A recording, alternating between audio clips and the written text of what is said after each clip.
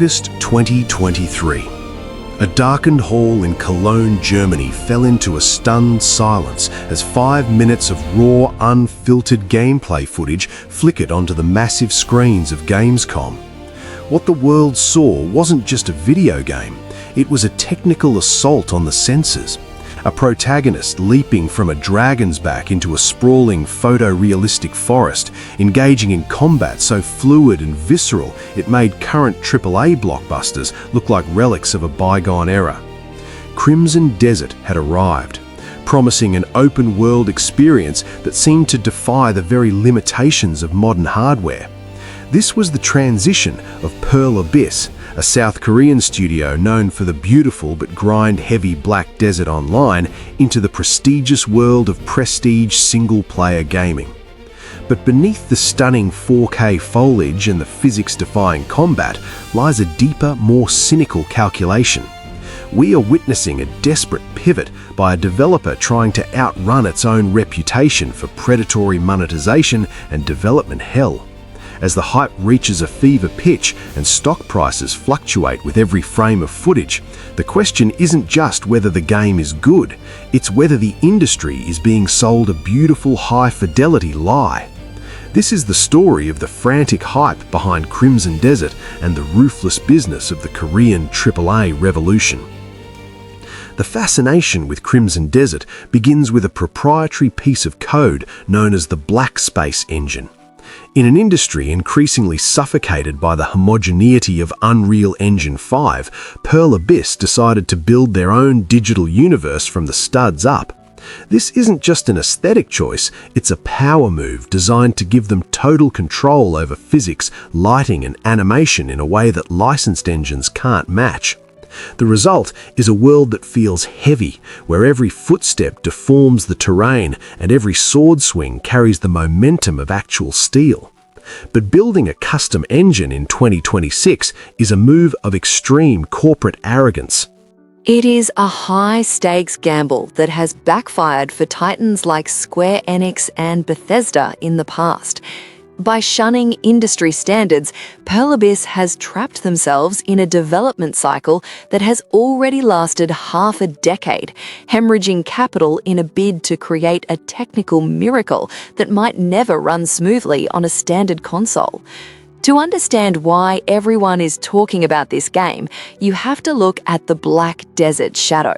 For years, Pearl Abyss has been the architect of one of the most profitable, yet controversial MMOs on the planet. Black Desert Online was a masterclass in monetized inconvenience, a game that looked like a dream but played like a second job, designed to slowly frustrate players into spending real money on convenience items just to survive the grind. Crimson Desert was originally announced as a prequel to that MMO, a direct successor to the same extractive business model. But then something changed. Seeing the global success of single-player epics like The Witcher 3 and Elden Ring, Pearl Abyss executed a brutal pivot, announcing that Crimson Desert would now be a narrative-driven single-player adventure. This wasn't a creative decision, it was a strategic rebranding. They are attempting to scrub the MMO developers' stain from their corporate identity to court a Western audience that is increasingly hostile to microtransactions. This pivot is part of a larger, more aggressive trend known as the KAAA wave. For decades, the South Korean gaming industry was content to sit in its own backyard, harvesting billions of dollars from local PC banks and mobile gacha games. But the domestic market is saturated, and the global prestige of single-player titles has become too lucrative to ignore. Following in the footsteps of Lies of P and Stellar Blade, Crimson Desert is the spearhead of a Korean invasion of the Western living room. Pearl Abyss isn't just selling a game. They are selling the idea that Korea can beat Sony and Ubisoft at their own game. They are weaponizing high-fidelity graphics to prove that they are no longer just the mobile game factory of the East. However, this transition is fraught with cultural friction. The grind is baked into the DNA of Korean development, and many skeptics fear that Crimson Desert will still feel like a hollow MMO shell once the initial shock of the graphics wears off. The skepticism is fueled by a history of visual over-promising. The gaming industry is littered with the corpses of titles that looked revolutionary in their trailers, only to be downgraded into mediocrity upon release. Crimson Desert's gameplay trailers show a level of environmental interactivity that seems impossible. Characters breaking through fences, trees splintering under the weight of falling giants, and combat that transitions seamlessly from ground to air. If these features are real, it would represent a generational leap in game design. But if they are scripted vertical slices designed to pump the company's stock price before launch, then Crimson Desert is the most sophisticated bait and switch in recent memory. The silence from the developers between major trailers has created a vacuum of information that fans have filled with obsessive analysis, turning every pixel of grass into a debate about the future of gaming. We must also talk about the stock market engine. Unlike many Western studios that are subsidiaries of larger conglomerates, Pearl Abyss is a publicly traded entity whose survival is tied directly to the perceived success of this one project. Every delay, and there have been many since the initial 2019 reveal, sends tremors through the financial markets. This creates a toxic environment where the developers are pressured to show spectacle over substance to appease shareholders who don't understand game design. The trailers for Crimson Desert feel like they were edited for investors, not gamers. They are high-octane sizzle reels that prioritise wow moments over a clear explanation of how the game actually plays. It is a hype industrial complex where the marketing has become more important than the product itself. The cynical truth behind the chatter is the fear of the live service ghost. Even though Pearl Abyss insists this is a single-player game, their financial reports still hint at long-term engagement and online components. In the modern gaming industry, single-player is often a Trojan horse for a platform that will eventually be filled with cosmetic shops, battle passes, and digital currencies. We've seen this play out with companies like Ubisoft, where the open world becomes a map of chores designed to keep you logged in. Given Pearl Abyss's history, the fear is that Crimson Desert will be a single-player MMO, a game with the soul of a slot machine and the face of a masterpiece. They are promising us the world, but they might just be building a more beautiful cage. Furthermore, the game's combat system is a chaotic mix of genres that shouldn't work together. It blends traditional hack and slash with professional wrestling moves, eagle-assisted flight, and environmental magic.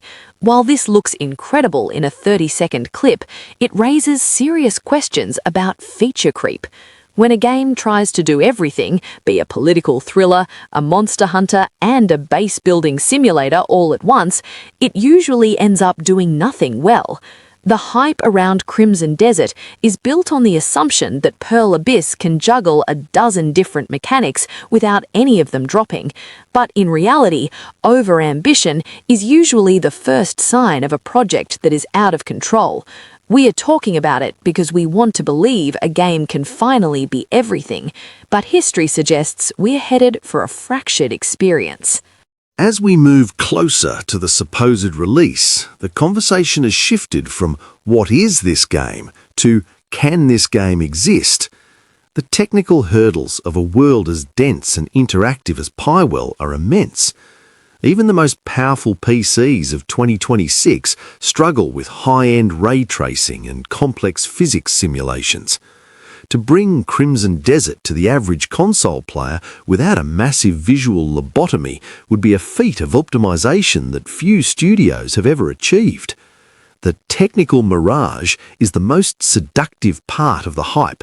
We want to believe our hardware is capable of more than it is. Pearl Abyss is banking on that desire, using Crimson Desert as a lighthouse for a next-gen experience that always seems to be just over the horizon. Ultimately, everyone is talking about Crimson Desert because it represents the ultimate gamer's dream, a world without compromises. It promises the narrative depth of the West, the technical polish of Japan, and the sheer spectacle of Korea. It's a perfect, shining object that exists in the safe space of coming soon. But the reality of the business world is that compromises are inevitable. Whether it's a delay into 2027, a downgrade in physics, or the sudden appearance of a premium currency shop, the dream will eventually have to meet the market. Pearl Abyss is currently enjoying the golden hour of marketing, where they can be anything to anyone. But the sun is setting, and the bill for this $100 million gamble is coming due. This is the story of a studio trying to buy its way into the elite circle of AAA developers using the most expensive graphics ever rendered. This is the seductive, fractured reality of Crimson Desert and the high price of being the next big thing.